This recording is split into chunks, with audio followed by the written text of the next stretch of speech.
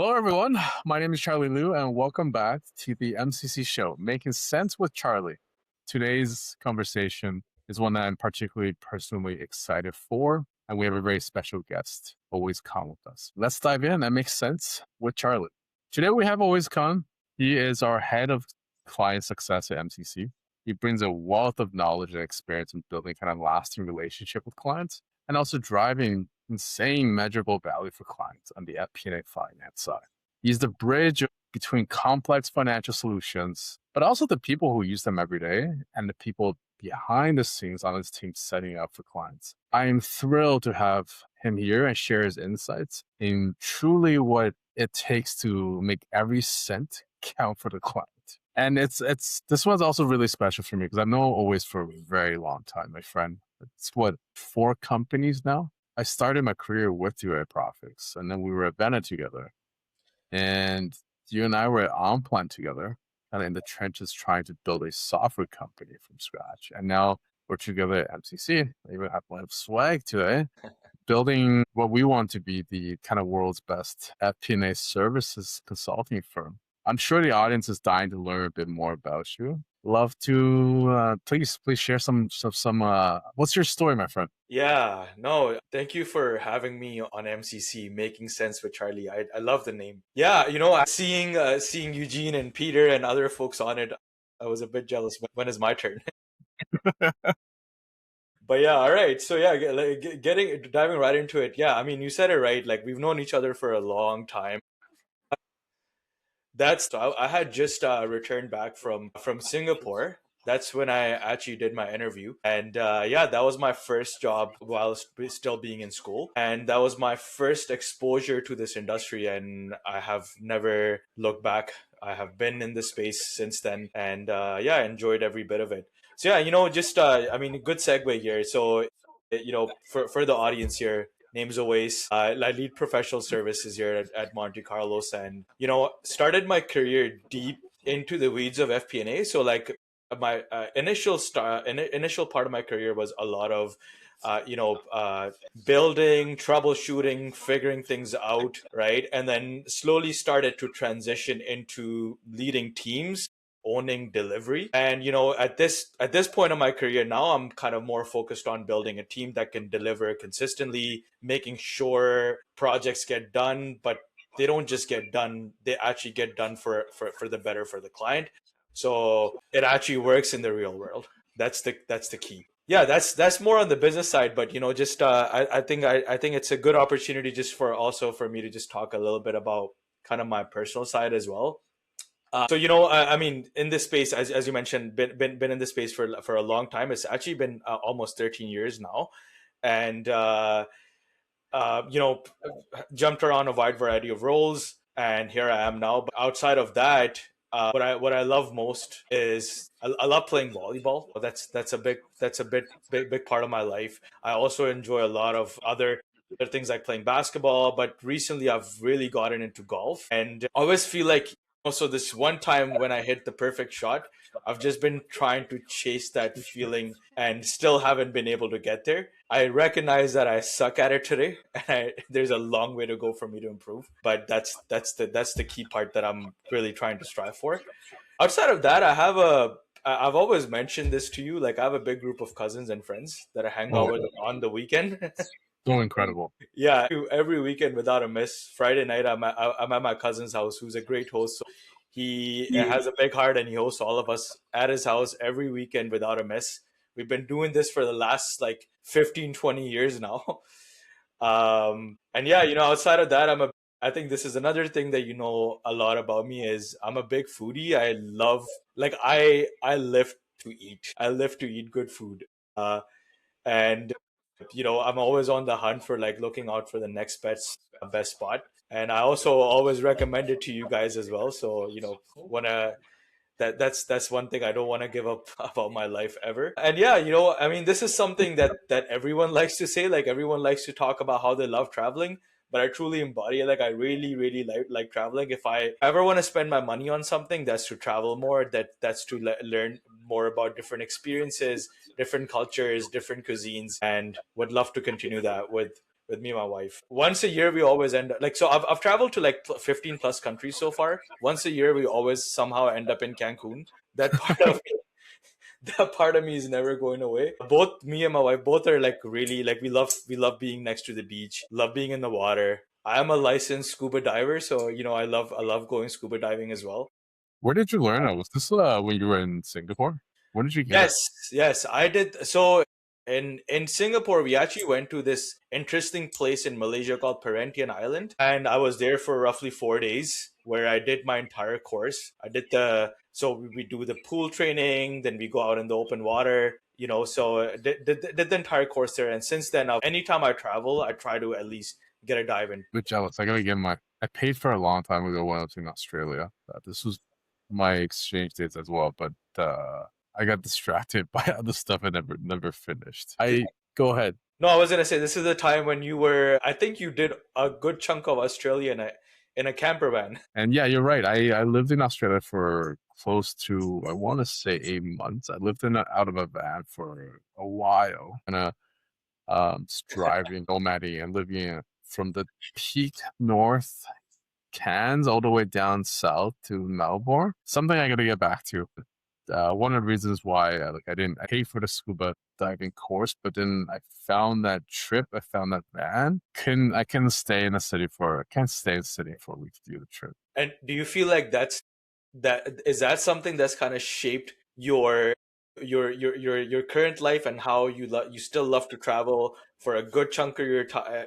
You were kind of living the nomadic life, where you were just moving from country to country, city to city, exploring different places. Is that you? Yeah, I mean, I think that trip, that one exchange really shaped up why. It's funny, I moved around a lot as a child, but I didn't really enjoy traveling back then. My dad moved us around from China to Japan to Canada, back to China, back to Canada. But I don't remember liking any of the trips I did back then. But then after that trip, I realized that was who I am. I don't feel great staying in one place for too long. It's funny, the apple doesn't fall too far from me. I think one of the learnings I had in my early 30s is except for you are. Yeah. God, except for you. I spend way too much of my life trying to be something else, trying to conform to kind of typical societal path or recommendations or guidance, especially us being immigrants and Asians, South Asians. There's almost like what is the right thing to do? And I think the more conformed I was, the more friction I had being who I was, and the more disappointed I was. And I think a couple of years ago, I had a true realization: time is limited. You Hmm. only have so much time. At least for me, I think we only live once. YOLO, right? And I think it all comes down to the way I see life now is live a life where you think you'd be proud of it in your final moments, Absolutely. You right? don't want to have those regrets on your deathbed. Yeah, absolutely, right? It's like I don't truly the way I live now. It's like to me, no one judges me but me on that bed. So I constantly think about am I doing the right decisions? Am I doing the right things so that I can make that future great Charlie satisfied, content? Can't always be happy, but at least content with the path I took. Great question, great segue. How about you? Right. So what shaped you? So honestly, like I don't want to steal what you said, but I will say that my experience of going on exchange was truly a life-changing experience as well. That was my first time. Well, like I mean, I was living at school. So just for the audience, I'm originally from I used to live in Mississauga, but then I was going to school in Hamilton. So that was my first ever experience living away from home. But even that wasn't the same. Like I would still come back on the weekends. I was still supported by my family. My mom would cook for me and send food for me. I'd come back to a comfortable bed every weekend, not having to worry about much. But then moving to Singapore was the first time ever I kind of lived on my own, and that taught me a lot of valuable lessons, especially like just being first arriving to a country which you know nothing about. What was the first thing you remember from landing? So one thing was I went from so it was December here when Yeah. when I went to Singapore, so the weather was phenomenal. It was extremely humid, but you don't have snow around you, so I'll take that any day. But what was the first kind of then you're like, fuck, I'm in Singapore. Like, what is the Yeah, it's hard. Like, okay, so now that I think about it, I think it would have been definitely like the fact that I'm so far away from home. I'm in a country that I know nothing about. That definitely shook me. But I think the part that was a bit comforting is Singapore is a country in the middle of Asia that's still an English speaking country. So that part was a bit more comforting. But I think outside of that, just the whole like the shock of being somewhere in your early 20s, not having left home for a prolonged period and arriving to another country where, because I didn't have accommodation decided at that time. I went to a hostel, stayed there for a week before I figured out where I'm going to be staying. So that whole experience was definitely very overwhelming at the time, but also like I just got thrown in the fire and I just figured it out. So that was, something that really taught me resilience. Like this is what you're dealt with and you got to figure out what comes next. dude? You're my type of guy, man. Like you'd never hear this. I landed in Sydney without accommodations either. Dude, I didn't even know what hostels were. I remember the night before thinking like, what am I gonna do? I was like, hotels are really expensive, and I was like, I will figure it out And once I get it. exactly, right. And honestly, like obviously, like now we're a lot older. Yeah, We're kind of getting used to of like the finer things in life too. You're right, yeah. as we get older, but I'd still take it. Like I'd still take that experience. I would. I don't know. Like if it wasn't for the comfort of my wife, like I would go stay at a hostel, meet new people, We gotta do a be trip sometimes. We'll yeah, just figure out where we go. exactly. I would still take that. I don't mind. I don't mind. I want to drop the next. I was thinking back to my trip, and it's hilarious when it happened. So I remember getting to Sydney.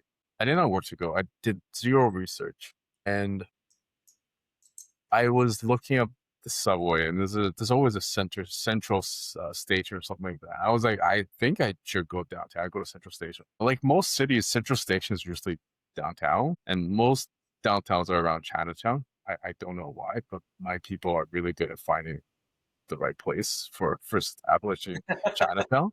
I remember I came out of Central Station, whatever it's called now, or whatever it's supposed to be. Don't remember. And I came down. There was this big Chinese sign. I was in Chinatown. I remember being extremely confused that at this point I probably flew 24 hours. I got out of the subway station and it looked like it looked like China. And I was like, am I in the right country? Oh, that's hilarious. But it's you learn so much of these. I'm glad we brought this up. What made you do the trip? Oh my God, man, there's this. It's so funny. Like I don't even know where to start this. There's this Bollywood movie that me and my friends watched. It's so for folks like the folks who watch Bollywood. Like there's this movie called Zindagi Na Milegi Dobara. It's basically about three guys. One of the guys is about to get married, and they go on a bachelor trip. And they go to Spain and they get taught with a lot of life lessons, how they should be living life. It's a very male centric movie, by the way. Like now, as I'm getting older, I realize that. But that talked about, you just so what the phrase that I said, it translates to you only get life once. Can you say that once more? So it's in Urdu, or Hindi, it says Zindagi na milegi dobara, meaning you only get life once, or you only live once, right? And the whole concept is, be true to yourself, explore, live life, get in touch with your own personality, understand what things you like, what things you don't like. And that really is inspired. I said, this is like a bunch of like 20-year-olds sitting in a dorm room watching a movie on a tiny screen and getting inspired by it. And we're like, okay, you know what? I think we got to travel. This is at Mac. In our, and then we decided, well, you know what? We should go on exchange. We should go live somewhere else for a bit. So that's how this whole thing started. I applied for it, and somehow, like, I remember, like, I was applying for exchange, and then at some point I was almost like demotivated to go, because I was like, you know what, like, how am I gonna go to a different country and figure out like my living situation, going to a different school where I don't know people? All of that was uncharted territory for me. So I kind of almost got demotivated at one point and I stopped applying. I got that email and I was like, okay, you know what? Like, even though I may have missed the deadline, I think there's the opportunity still there. And then I had a chat with my friends, and next thing I know, like I finished the process, I got accepted, and yeah, the rest was history. I love it. Did all your friends that watched the movie with you go as well? Or was it just you? No, there was three of us who went. All Singapore? All went to Singapore, yes. All three of us went to Singapore together. Why Singapore? Asia was just unexplored. I feel like we always think about Europe or like South America, for instance. It just feels close enough that you could go anytime. Asia always felt like a far distant place that you would never think of visiting. So that's why we're like, you know what? It has to be something truly different. My brother went to Singapore. I remember I had a similar reason. I actually got into Norway first. I backed out because I was like, I wasn't going to leave Canada in winter. I think it's December for even colder place. So that's why last minute I switched to Australia. And the reason why I chose it was I wanted someplace as far as possible to see what it was like. It turns out there's actually not that much culture shock between Canada and Australia. Some very, very similar purpose and goals behind it. But I'm so glad you did it because I think so many people have these desires, goals, intentions, but they don't actually execute and decide on it. It's like as they start doing this process, things in life happens, and they're like, there's just a million excuses not to do it. It's hard. It's a new place. You don't know anyone. The ones you mentioned. I remember the ones I faced was, should I be doing this? Should I be, or should I start thinking about? Back then, I was on the accounting path. I'm like, should I spend more time in getting my CPA credits? Should I try to go network and get a job? I'm so glad I did listen to the logical brain, which at like 20 is not even that developed. Yes. I mean, did any of that kind of push you into kind of the career path you took, or was that completely random? The career path was at the time when I was just trying to get a job, let's be real. I applied to several places, interviewed at several places. But once I did my internship, it was very clear to me that I really enjoyed doing CPM. So it gave me the flavor of business and technology at the same time. And I was really just starting to get my feet wet with technology. Like I knew nothing about it when I first started. Like I had no idea what SQL was, how to even use Excel, right? Things like that. Like this is all from this industry. So I'm truly grateful, like, I picked it and I'm truly grateful I'm still in it. Like I think my learning just accelerated from that point on. Now we're kind of primarily Venom partner, but I know you and I have gone through multiple of these tools. And a lot of the folks listening, they may be in finance, they may be in our space, they may be looking into getting to our space. What is our space? If you want to explain to others, like, what do we do? Right. So what I'll say is our space allows finance users, finance folks to plan better, to analyze their data better, make more insightful decisions because they don't have to go and do all the grunt work that they needed to do before we came into the picture. So what that looks like is previously you would have had to crunch numbers in Excel, build models before you can even make something of the information you have at hand. With what we offer, you don't have to do much of that. All you can do is focus your time on just making better analytical decisions. So that's the crux of what we do, if I was to just put it in a nutshell. You mentioned earlier, and I agree with all this. I saw it firsthand as well. I remember when I first started my career, I was like, what do we do Excel? Trial by fire, basically what you and I went through through an exchange program, but now we're doing it on a career level. You've been in this space for a long time. You and I, God, that's really all we know in and out. FP&A systems data. How have you seen it change over the years? How are you seeing it changing now? And what has changed for you between the time that you were in IC? And it's pretty cool because you went from the customer success side into the actual delivery side. Now you run this whole department at MCC. How have you seen it change over the years for yourself, but also broadly the whole space? Honestly, the most drastic changes have come very recently. And what I mean by that is, and I honestly, this isn't like a promotional talk about just Vena itself, but this is just reality.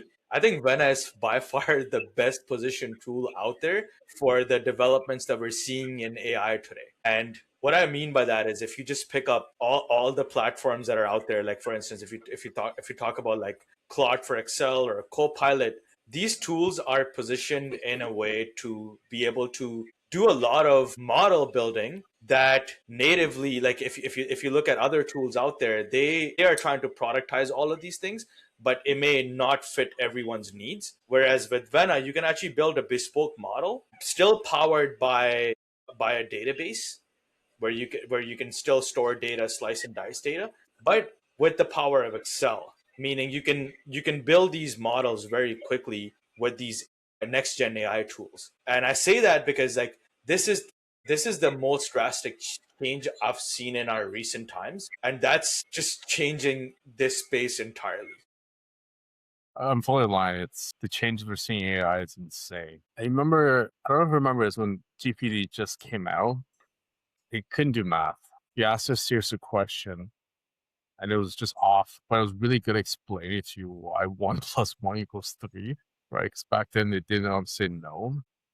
They had all the Yeah. kind of it's been trained on all the written language and books of humanity. It's really good at explaining things to you, even if it's false. But now it's able to build these complicated equations, able to solve them, it's able to build full models. I fully align with you, my friend. It benefits on Excel. And it allows all the LLMs and AI companies, they're all trying to figure out how to get better with Excel because the TAM is that big, right? 1 billion people use Excel today.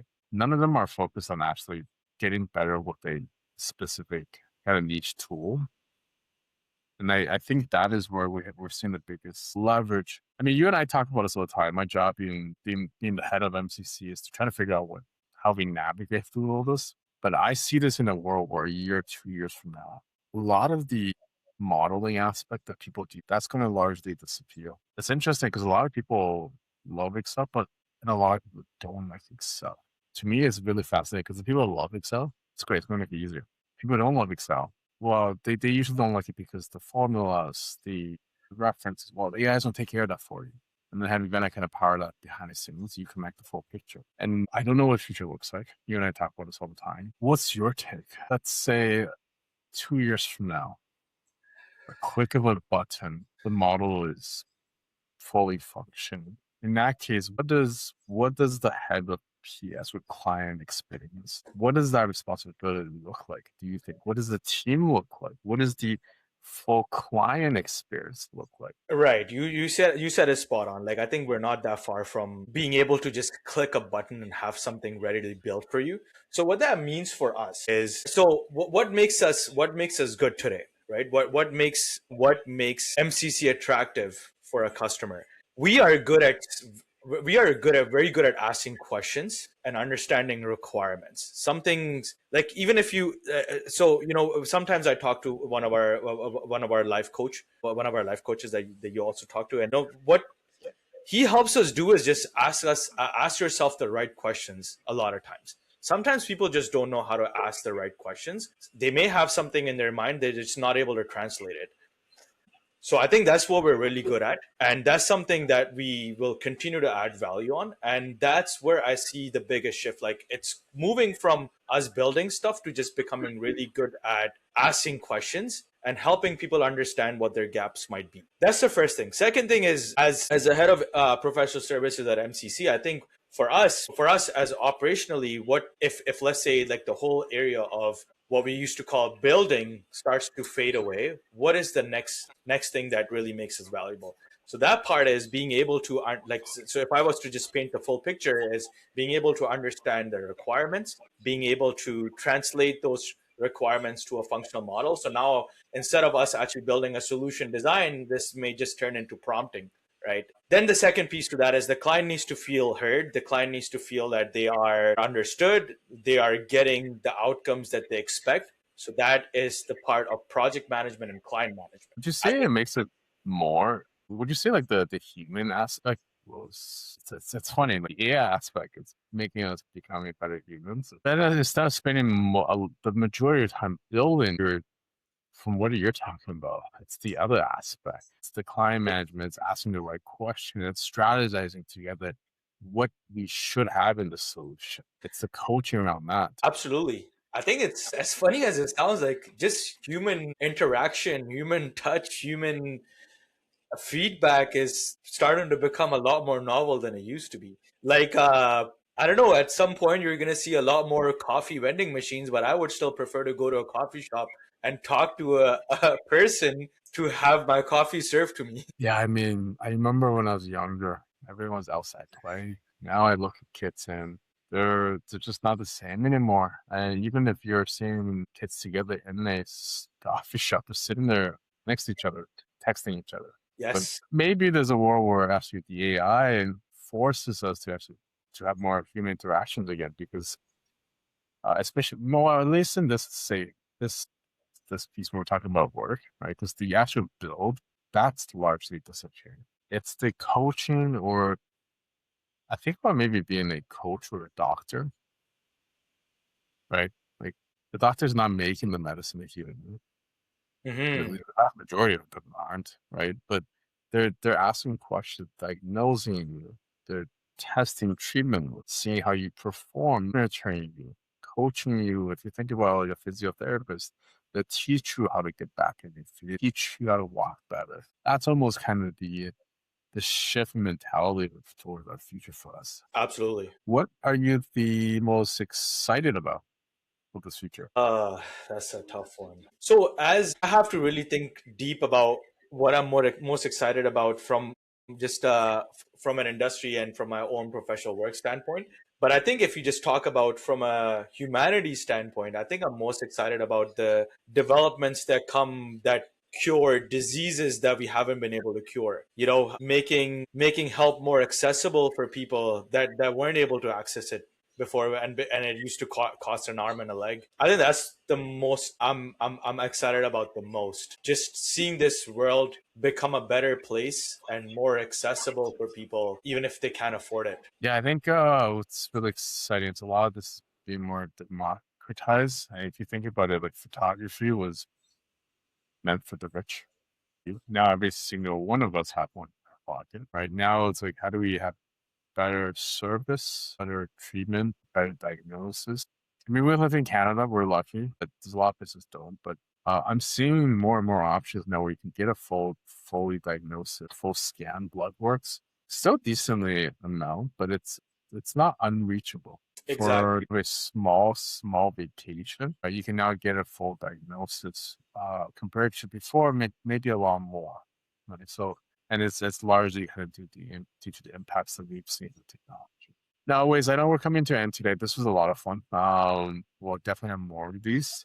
We can reminisce, think about our past together. We definitely did a trip together. The show is called Making Sense with Charlie, so we always like to end it with our 2 cents of advice. So for you, what's your 2 cents of advice for the audience? Yeah, absolutely. I think it resonates with a lot of what we've already been talking about. So I think what I've realized is that the deepest learning really comes from stepping into the unknown. It's very uncomfortable for people when they are stepping into something they don't know about, they resist it. But if you can shift your mindset from fear to curiosity, I think that's where the real growth happens. And I think this also like really aligns closely with how we think at MCC, right? Like this is something that you always say, and it's always really stuck with me that no one can really take your skills or what you know away from you. So if you just keep investing in learning and pushing yourself into the unknown, the more you expand,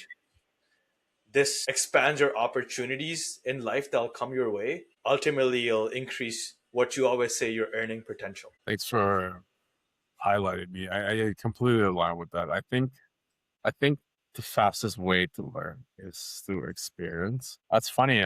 To experiment and to experience are two different words in Spanish, in English, but in Spanish, they're actually one word, guitar. It's to experience the unknown, is to also experiment with something new. And that's where you have kind of the highest leverage in terms of learning opportunity and growth. I think for many of us, if you just focus on that, you set a spot out to just be curious, right? If you see a hardship in front of you, you think the mindset, right? How can I learn to do this better? This is an opportunity for me to learn about this. Things like that. Thank you. That's a good one. Now, we usually generally try to wrap it up, which is a series of kind of rapid fires. Mm-hmm. So I've got a bunch of questions for you. I set up our first one, which relates to what you were saying earlier. What's your favorite food? What's your Oh, this one's a funny one. You've been there before. It's this infamous Ridgeway Plaza. A lot of this is like I would call it the halal ethnic food plaza in all of North America. You can find like all sorts of things there, like shawarmas or like like desi food. Uh, anything halal you could think of, you'll find it there. best halim I've had in my life was Absolutely.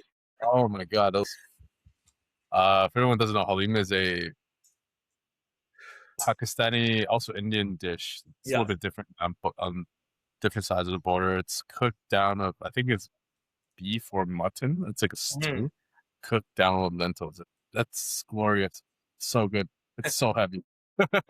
But to move on, we have a few more questions. What's a combo or match made in heaven? What are the things like milk and cereal? Those things go hand in hand. Well, sorry, what's a match made in heaven? Is that your question?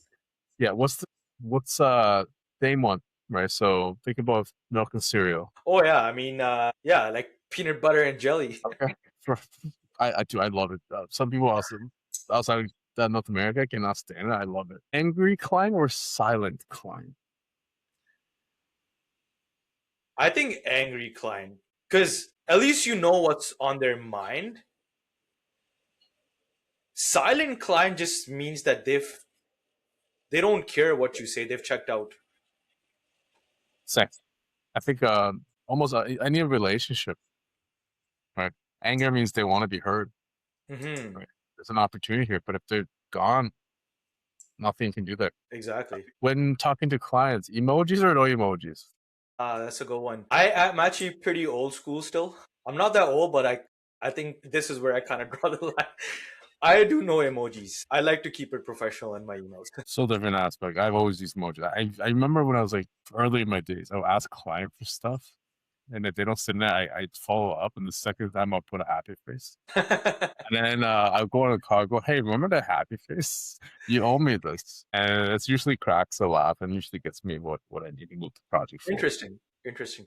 What is your go-to pump me up song? Oh, that's a good one. So I think my favorite one that I still actually I've butchered, like I've overplayed this song. I've abused this song. It's called "Still Dre" by Dr. Dre and Snoop Dogg. You know when the piano hits, Yes. I feel like I'm about to walk into a deal I haven't even closed yet.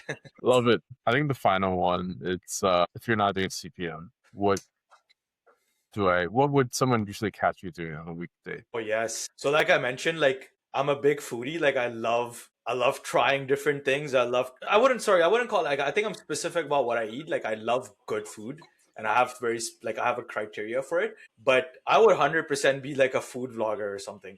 Like I would have been either like reviewing different restaurants and trying them out and putting my reviews out for people, or I would just be making my like I would be cooking something on my own. I would be watching like 5 different recipe videos and tweaking my own ingredients, making sure it comes out the right way. And also, I wanted to add there actually to a interesting point. I am a Google local guide level 6, so I do a lot of food reviews. And yeah, like I came to a point of realization. Like I was actually thinking about it the other day. If I wasn't doing this, I would definitely be just recording videos on food. Dude, we should start. I think we should start. What you call Ridgeway with Owais. We should just invite Absolutely. folks and we'll have Halim together. You might gain a lot of weight. I think that would be a lot of fun. Always, this is a lot of fun. Lots of energy. The chemistry is great. Thank you so much for being here. And for all the folks listening, thank you so much for tuning in. And I look forward for our next session together. Thank you always. Yeah, thank you for having me here. I appreciate that. Awesome, dude. You're great on camera. Stay tuned for the next episode of Making Sense with Charlie.